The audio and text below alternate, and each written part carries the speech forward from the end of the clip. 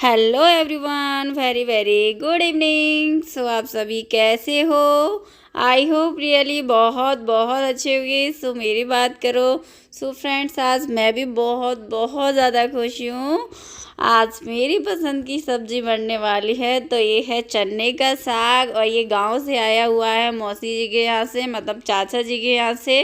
अब आप लोगों को क्या बताऊं कि मौसा चाचा जी मौसी जी कैसे।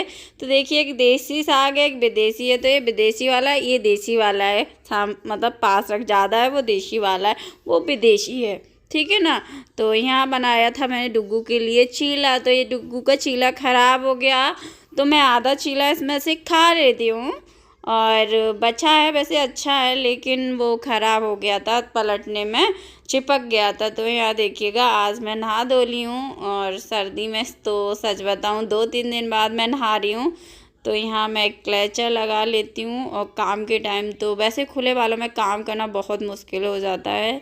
और आप लोगों ने बोला था मैम आप ब्लॉग में कम स्पीड रखा करो, तो मेरे ब्लॉग में कम स्पीड कर दी है मैंने, और कम ही रहा करेगी अब। तो यहाँ देखिए कितने सारे कपड़े डले हुए हैं। इतने सारे कपड़े मुझे फोल्डिंग करने हैं। तो सर्दी में इतने सारे कपड़े हो जाते हैं, जो भी गीले होते हैं वो इधर डाल देती हूँ, और जो सूखे हैं वो खटिया पर रखे हुए हैं।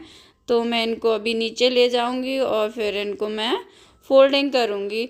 तो यहाँ देखिएगा, मैं सारे कपड़े पहले उठा के रख देती हूँ। जो सूखे सूखे कपड़े हैं उनको उठा के रख देती हूँ, और जो गीले गीले हैं उनको डले रहने दूँगी। तो क्या है ये सिलेक्शन, मतलब कुछ कपड़े ऐसा होता है जो अर्गनी पे जैसे डोरी पे डले हुए होते हैं, उनको तुरंत फोल्ड कर दो वहीं से खड़े खड़े, तो बहुत जल्दी हो जाते हैं। और इकट्ठे करके जैसे बेड या सोफे पे लगा के रख दो इकट्ठा, मतलब बहुत सारा, तो फिर बहुत टाइम लगता है। तो मैं यही करने लगी थी। और साड़ी बहुत ज़्यादा खिसक रही थी, और आज मैंने ये ब्लैक कलर का साड़ी वियर किया है। इसका ब्लॉग एक पहले भी आ चुका है, मैं उसी का सेकंड पार्ट है, लेकिन एडिटिंग में थोड़ी देरी हो गई। कभी कभी एडिटिंग लेट हो जाती है।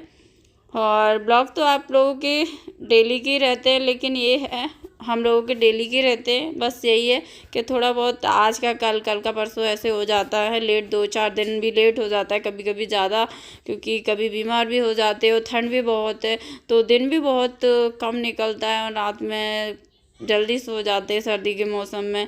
और वहाँ से मैं कपड़े वगैरह कुछ फोल्ड कर दिए, कुछ रख दिए हैं, और फिर मैं इधर आ गई। कुछ इधर भी कपड़े डले हुए हैं, तो इधर हस्बैंड के कपड़े डले हुए हैं। ऐसा हुआ था, इधर कपड़े मैंने इसलिए डाल दिए थे क्योंकि उधर लॉक डल जाता है ना कभी कभी, जैसे नाइट में, शाम की टाइम में कपड़े डालने में थोड़ा लेट हो जाता है। कपड़े पड़े, हम सोचते हैं कि काम कर लेंगे किचन का, जब हम ऊपर जाएंगे कपड़े डाल आएंगे अंदर, लेकिन मम्मी जल्दी कभी कभी लॉक डाल देती है, मतलब सासू माँ। तो फिर उधर नहीं, फिर मैंने इधर ही डाल दिए थे टीन में। तो इधर हो गया, कपड़े सूख गए। और कपड़े सूखने में 4 से 5 दिन तो लग रहे हैं आराम से, बिल्कुल भी धूप नहीं निकल रही इधर। और ये बुक्स वगैरह हैं निकली रखी है। तो दुग्गू अभी स्कूल जाएगा 2-4 दिन बाद, तो उसके मतलब बैग में रख देती हूँ। तो मैंने उसका बैग धो दिया है, क्योंकि सर्दी इतनी पड़ रही, बैग वैसे धो नहीं पाते, छुट्टियाँ इतने दिन की हो गई। तो मैंने सोचा इसका बैग ही धो दूँ, अच्छे नहीं लगते, साफ़ सुथरे जाए बच्चे तो ही अच्छे लगते हैं। तो बैग मैंने वॉश करके रख दिया, बैग भी सूख गया 2 दिन में। और यहाँ देखिए, मैं सारी बुक्स वगैरह मैंने टेबल पे मतलब बैग में लगा के रख दी। अब डुग्गू के रह गए शूज़, तो शूज़ भी धोने हैं, बट आज नहीं, क्योंकि शाम हो गया। अब क्या मैं धोऊंगी, अब मैं कल मॉर्निंग में धोती हूँ। तो ये कपड़े हैं, नहा के आई थी तो मैं, मतलब नहा के नहीं आई थी मैं, अपना ट्राईपोड ले गई थी ऊपर। जब कपड़े देखने गई थी ना, मतलब फोल्डिंग करने, तब ट्राईपोड ले गई थी। तो एक्चुअली में क्या था, वो आंटी थी, तो मैं इस वाली कुर्ती में छुपा के अपना ट्राईपोड ले गई थी, छत पे वो खड़ी हुई थी। मैं किसी के सामने ज़्यादा ब्लॉग शूट नहीं करती, क्योंकि मुझे अच्छा नहीं लगता। वैसे बोलते तो कोई कुछ नहीं है, लेकिन थोड़ा सा अच्छा नहीं लगता है। अब किसी के सामने, वो थोड़ी बूढ़ी टाइप की आंटी हैं, पुराने ज़माने की, उनको ये सब मोबाइल वगैरह ज़्यादा चलाते तो अच्छा नहीं लगता है। दुग्गू को भी डांट देती हैं। तो ऊपर से आके मैं यहाँ पहनने लगी सॉक्स, क्योंकि सॉक्स, अब तो ठंड लगने लगी, और ठंड के मारे अब किच किच किच ऐसे होने लगी। मतलब काम करते करते, जब तक काम करते हैं मतलब भागा दौड़ी, तब तक तो गर्म रहते हैं। अब थोड़ा काम धीरे स्लो स्पीड में कर देते, फिर सर्दी से तो बहुत परेशान है, हालत ख़राब हो जाती है। और आप लोग क्या मतलब किसने, अब नाम किसका लूँ मुझे याद नहीं है, मुझे कमेंट किया था कि मैम आप सर्दी में साड़ी कैसे पहन लेती हूँ। हमारी तो साड़ी पहन के पता नहीं क्या बोल रहे थे, साड़ी पहनते ही कप कप होने लगती है। तो देखो हैबिट हो जाती है। हम साड़ी, और ब्लैक साड़ी में तो वैसे भी सर्दी कम लगती है ब्लैक कपड़े में, है ना, भले ही पतली है लेकिन ठीक है। और यहाँ देखिएगा अपना चने का साग, तो कटिंग करेंगे चने का साग। पहले इसको फटफटा लेते हैं, इसमें चारा घास वगैरह, मतलब घास से हम चारा बोलते हैं, तो घास ना हो वो भी देख लेते हैं और इसको फटफटा लेते हैं, कुछ चिपका उपका नहीं हो। तो चने का साग हम लोग धोते नहीं हैं, मतलब अपना ही खेतों से आया है मौसी जी के यहाँ से, तो वैसे अच्छा ही है, लेकिन हम इसलिए नहीं धोते। अगर चने का साग धो के बनाएंगे ना तो उसमें जो भी खट्टापन होता है और टेस्ट होता है तो सब चला जाता है, तो बिल्कुल भी अच्छा नहीं लगता है। तो इसलिए मैं बिना धो के बनाऊँ कि उसमें मिट्टी इट्टी है नहीं कुछ। तो यहाँ देखिए अब मैं कटिंग कर लेती हूँ इसकी, चने की साग की। अगर आप लोगों को चने की साग की कटिंग नहीं आती है तो प्लीज़ देख लीजिएगा और मुझसे सीख लीजिएगा कैसे काटते हैं।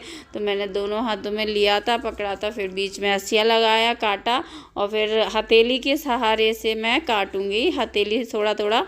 तो मैंने फिर सामने रख लिया, मैं खिसक गई थी क्योंकि आप लोगों को समझ में भी तो आए कैसे काटा जाता है। तो बहुत लोगों को तो हंसिया चलाना भी नहीं आता है, तो चने का साग तो हंसिया से सही कटता है। अगर चाकू वगैरह से काटोगे तो बड़ा बड़ा हो जाता है। बहुत सारे लोगों को पालक मेथी भी नहीं काटना आता है, मैंने सुना है। और हमारी मैम थी ना, उनको भी नहीं काटना, वो नाइफ से ही बड़ी बड़ी पालक, बड़ी बड़ी मेथी इस टाइप की काटती, वो खाना लाती थी, हम लोगों को खिलाती थी स्कूल में।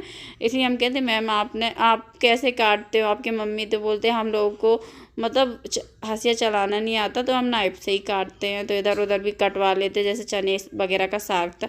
तो मेरे को तो खैर आता, मेरी मम्मी ने शुरू में ही जब शादी नहीं हुई तभी मुझे सिखा दिया, क्योंकि मेरी मम्मी भी बनाती, मेरी मम्मी भी काटती, तो मतलब देख देख के ऑटोमेटिक सीख ही जाते हैं। तो अब चने का साग और बाजरे की रोटी बनेगी, और आप लोग भी बाजरे की रोटी, चने की साग खाने आ जाइए। मक्के की रोटी किस किस को पसंद है, चने की रोटी मतलब मक्के की रोटी और ये चने का साग, बाजरे की रोटी किस किस को पसंद है, आप मुझे कमेंट करके ज़रूर बताना।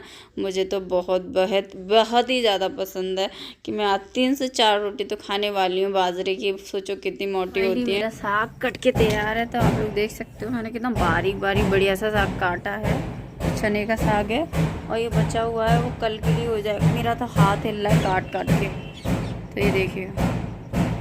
तो यहाँ देखिएगा चने का साग कट गया है, और कट के अब मैं नीचे ले जाती हूँ। मैं बनाऊँगी चने का साग, और सासू माँ बना रही हैं मक्के मतलब उसकी रोटी, उसकी बाजरे की रोटी। तो अब चलते हैं अपन।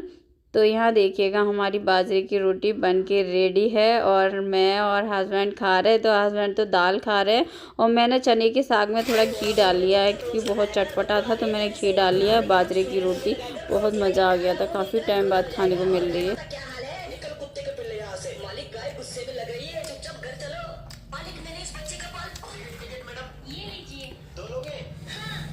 मस्त बना रहे, तुम तो वो खा रहे हो, तुम्हें खा